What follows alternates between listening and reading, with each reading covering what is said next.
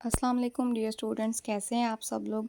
उम्मीद करते हैं आप सब लोग ठीक होंगे। आज हम फार्मा बी की एक और बुक को स्टार्ट करने जा रहे हैं जिसका नाम है fundamental of pharmacology. Chapter number 1 को स्टार्ट करने से पहले हम थोड़ा सा बुक के बारे में इंट्रोडक्शन देख लेते हैं। बुक के बारे में एक ओवरव्यू ले लेते हैं कि हमारे पास फार्माकोलॉजी की ये जो बुक है हमारे फार्मेसी के कोर्स में शामिल की गई है, ये हमारे लिए इतनी इम्पोर्टेंट क्यों है। तो इसको पढ़ने से पहले हमें पता होना चाहिए ये जो हमारे पास फार्माकोलॉजी की बुक है इसमें हम क्या पढ़ेंगे। इसमें हम बेसिकली स्टूडेंट्स देखेंगे कि हमारे पास कोई भी मेडिसिन है जो हम ले रहे हैं वो हमारी बॉडी में किस तरह हम एंटर कर रहे हैं, यानी एडमिनिस्टर कर रहे हैं। हम देखते हैं कि उसका रूट ऑफ एडमिनिस्ट्रेशन क्या है, वो हमारी बॉडी में किस तरह डिस्ट्रीब्यूट हो रही है, कैसे जो है अपना मेटाबॉलिज्म उसका होता है, मोड ऑफ एक्शन कैसे होता है और कैसे वो हमारी बॉडी को अफेक्ट कर रही है, कैसे वो हमारी बॉडी में जाके थेराप्यूटिक इफेक्ट जो है वो देती है हमें। और इस बुक में हम अपनी कोई भी मेडिसिन है उसको देखेंगे कि उसका केमिकल फार्मूला क्या है, उसका जनरल नेम क्या है, जो हम कहते हैं कि ब्रांड नेम होता है हमारे पास वो क्या है। तो इन सब चीज़ों के बारे में जो है हम इस बुक में पढ़ेंगे। और हम ये भी देखेंगे हमारे पास कोई भी मेडिसिन है उसको हमने कितनी डोजेज में यूज़ करना है, उसको हमने कौन कौन सी ट्रीटमेंट के लिए यूज़ करना है।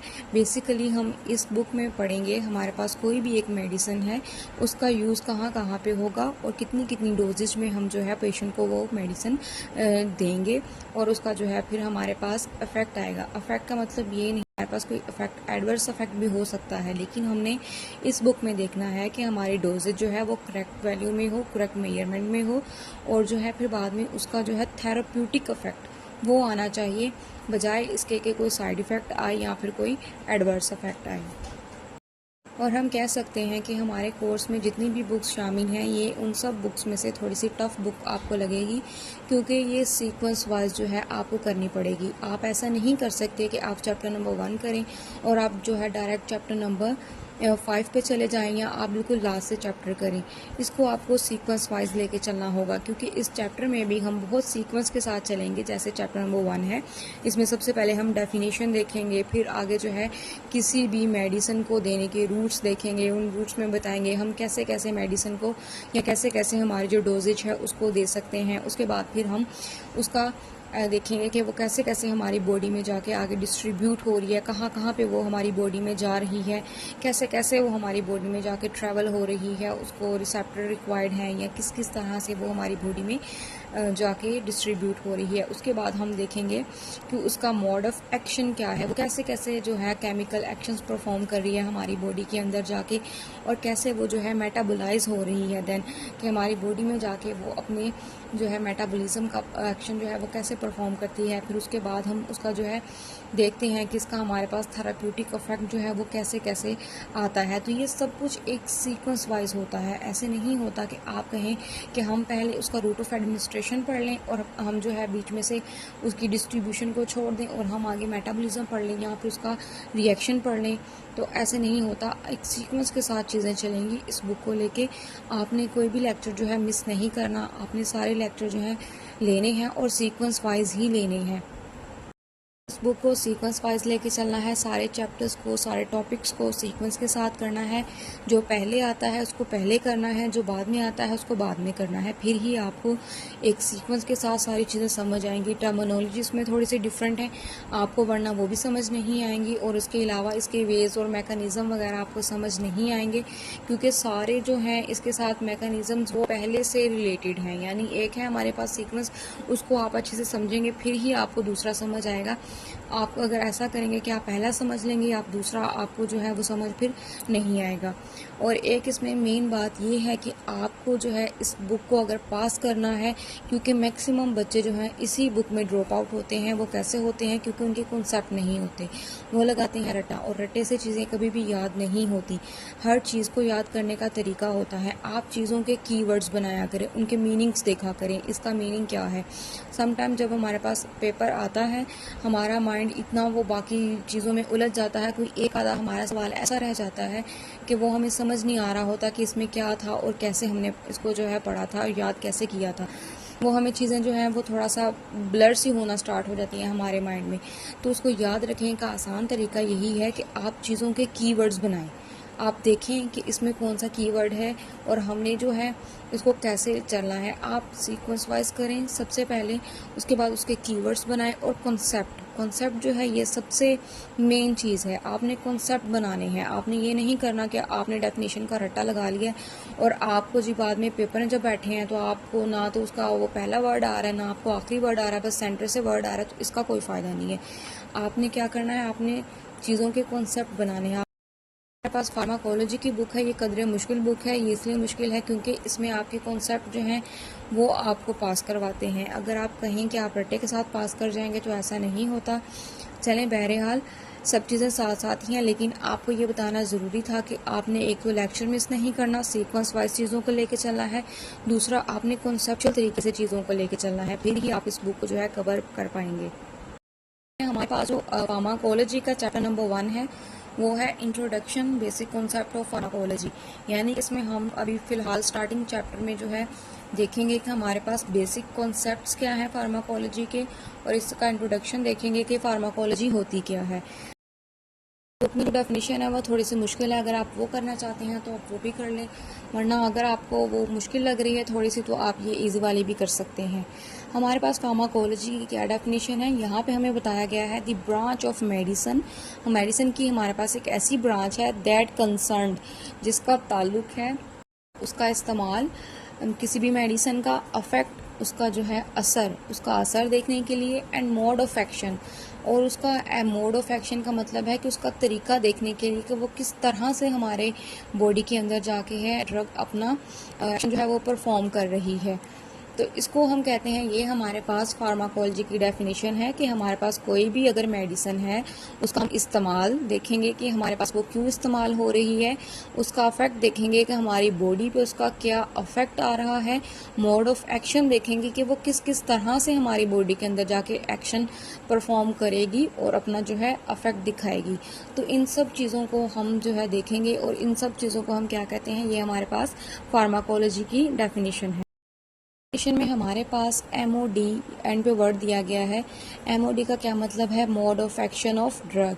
हमारे पास किसी भी ड्रग का अगर आपको मोड ऑफ एक्शन पता है तो आपको फार्माकोलॉजी आती है, क्योंकि हमारे पास मेन यही है इस बुक में कि हमने देखना है हमारे पास कोई भी ड्रग है उसको हमने लिया है तो वो हमारी बॉडी में जाके कैसे कैसे जो है एक्शन परफॉर्म करके अपना इफेक्ट दिखाती है।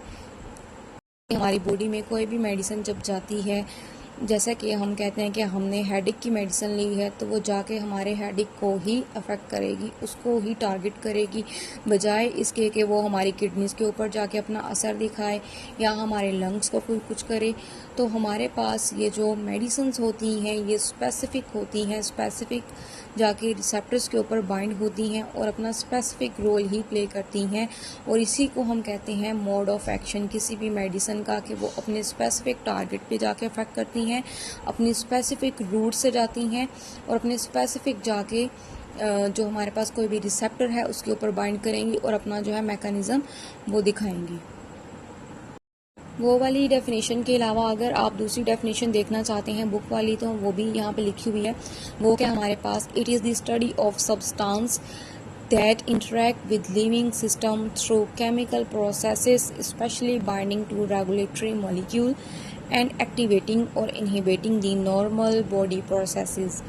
इसमें हम कहते हैं कि हमारे पास किसी भी ऐसे सब्सटेंस की स्टडी है जो हमारे लिविंग ऑर्गेनिज्म, लिविंग सिस्टम के अंदर जाके जो है इंटरेक्ट करते हैं। इंटरेक्ट का मतलब होता है बाहमी तामुल करना या किसी चीज़ के साथ जो है जाके तामुल करना।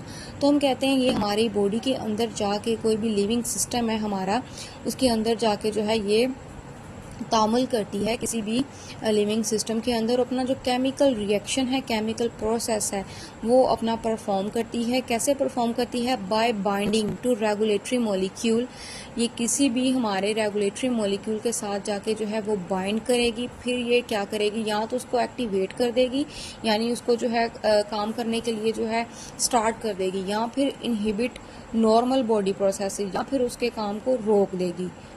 जैसा कि हमारे पास हम कहते हैं कि इनहिबिट करने से क्या मुराद है, अगर हमारी बॉडी के अंदर पेन हो रहा है तो कोई भी मेडिसिन हम लेंगे तो वो मेडिसिन क्या करेगी, हमारे बॉडी के अंदर पेन रिसेप्टर्स होंगे, जाके उस रिसेप्टर पे बाइंड करेगी। वो रिसेप्टर जो हैं वो क्या करेंगे, आगे से अपना एक्शन परफॉर्म करेंगे और वो इनहिबिट कर देंगे पेन को, यानी पेन को रोक देंगे। तो हमारे पास ये जो मेडिसिन है ये किस पे जाके अटैक करेगी, ये अपने टारगेट के साथ बाइंड करेगी। कौन सा टारगेट इसका होगा, इनहिबिटरी जो होंगे पेन के टारगेट।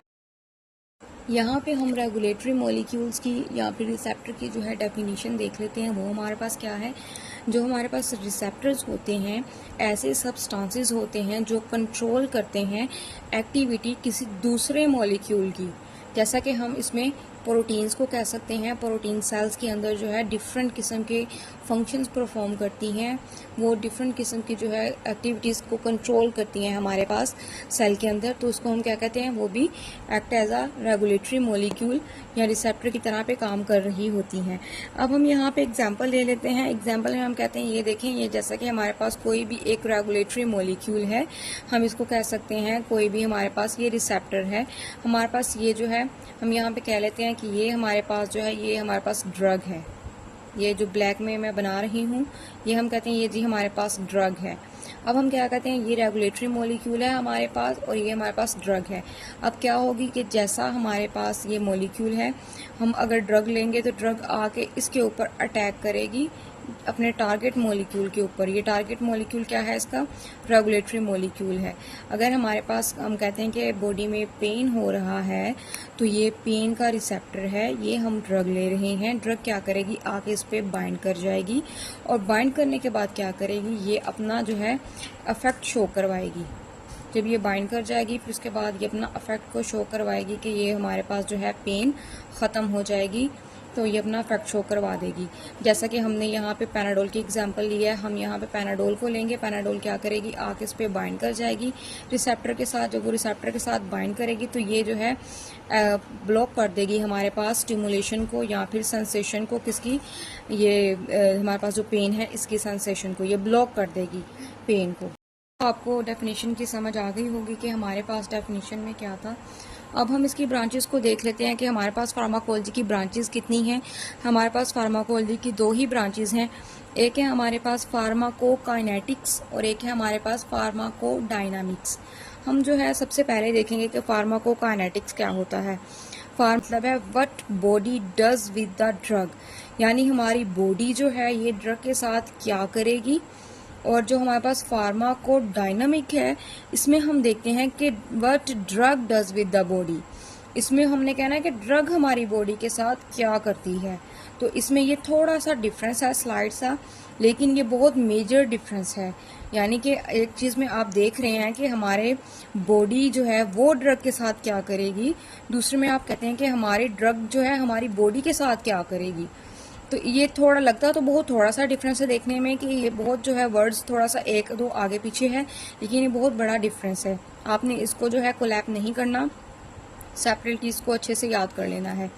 आगे हम कहते हैं कि हमारे पास डेफिनेशन, अगर ये डेफिनेशन है, it is the study of effect of body on the drug. ये हमारे पास स्टडी होती है किस चीज़ की, इफेक्ट ऑफ बॉडी। बॉडी का हम इफेक्ट देखते हैं ड्रग के ऊपर कि हमारी बॉडी जो है ड्रग के ऊपर कैसे इफेक्ट कर रही है। और इधर हम दूसरी साइड पे अगर देखें फार्माकोलॉजी की डेफिनेशन, तो इसमें हम कहते हैं it is the study of effect of drug on body. ये हमारे पास स्टडी होती है, इफेक्ट देखते हैं हम ड्रग का हमारी बॉडी के ऊपर। तो ये थोड़ा सा स्लाइड सा डिफरेंस है, ये आपने नोट कर लेना है और इसको अच्छे से याद कर लेना है। पेपर में ये जो है वाइवा में भी पूछ सकते हैं आप। स्टेप्स देख लेते हैं कि हमारे पास कौन कौन से स्टेप्स हैं। ये हमारे पास जो है कुछ स्टेप्स हैं, ये इन्वॉल्व होते हैं फार्माको डायनामिक्स में और फार्माकोकाइनेटिक्स में। सबसे पहले हम देख लेते हैं हमारे पास जो है ये फार्माकोकाइनेटिक्स में कौन कौन से हैं। फार्माकोकाइनेटिक्स में हम कहते हैं हमारे पास जो स्टेप होते हैं, इसमें हम सबसे पहले कहते हैं कि फार्माकोकाइनेटिक्स में ड्रग की एब्जॉर्प्शन को देखते हैं कि हमारी जो ड्रग है ये किस तरह से बॉडी के अंदर जो है एब्जॉर्ब हो रही है और कहाँ पे एब्जॉर्ब हो रही है। उसके बाद हम सेकंड पे देखेंगे हमारे पास जो है कि बॉडी में ड्रग की डिस्ट्रीब्यूशन, कि बॉडी में ड्रग कहाँ पे जाके जो है डिस्ट्रीब्यूट हो रहा है। कैसे डिस्ट्रीब्यूट हो रहा है, ये हमारे पास जो है फ्लूइड के थ्रू डिस्ट्रीब्यूट हो रहा है, या फिर ये जो हमारे पास सर्कुलेटरी सिस्टम है इसके थ्रू डिस्ट्रीब्यूट हो रहा है, कैसे ये हमारे पास जो है डिस्ट्रीब्यूट हो रहा है। आगे हम देखते हैं कि हमारे पास ड्रग का मेटाबॉलिज्म और ड्रग की एलिमिनेशन, ड्रग कैसे हमारी बॉडी के अंदर जाकर जो है पीसेस में जो ब्रेकडाउन होता है और उसका एलिमिनेशन कैसे होता है, यानी कैसे वो हमारी बॉडी से फिर एक्सक्रीट आउट हो जाता है वेस्ट के जो है फॉर्म में। इधर हम देखते हैं कि हमारे पास सेकंड पे कि कौन कौन से स्टेप हैं हमारे जो इन्वॉल्व हैं फार्माकोडायनेमिक्स में। इसमें हम कहते हैं कि हमारे पास हम देखते हैं कि जो है बायोकेमिकल और फिजियोलॉजिकल इफेक्ट वो हमने देखने हैं of the drug and there mechanism of action, यानी कि हम ड्रग का जो है बायोकेमिकल और उसका फिजियोलॉजिकल इफेक्ट देखते हैं हमारी बॉडी पे क्या होता है, और फिर हम देखते हैं कि मैकेनिज्म ऑफ एक्शन क्या है हमारे पास ड्रग का at the organ as well as cellular level. हम उसका सेलुलर लेवल पे भी देखते हैं कि हमारे सेल के लेवल पे उसका जो है इफेक्ट क्या है, और हमारे ऑर्गन लेवल पे क्या है कि हमारे ऑर्गन जैसा कि हमारा लीवर हो गया, किडनी हो गई, इस पे हमारा जो है हम देखेंगे इफेक्ट उसका क्या है। तो हमारे पास ये जो था इसका इंट्रोडक्शन था थोड़ा सा कि फार्माकोलॉजी होती क्या है, फार्माकोलॉजी की ब्रांचेस कैसे हैं, और थोड़ा हमने इसका बताया कि हमने इसको क्यों पढ़ना है, सारा ओवरव्यू। आज हमारा लेक्चर नंबर 1 था जो कवर अप हमने कर लिया है। इंशाल्लाह नेक्स्ट हम जो है इसका दूसरा लेक्चर जो है वो करेंगे और साथ में पूरी बुक को इंशाल्लाह डिस्कस करेंगे और सारा जो है सीक्वेंस वाइज करेंगे। अल्लाह हाफिज़।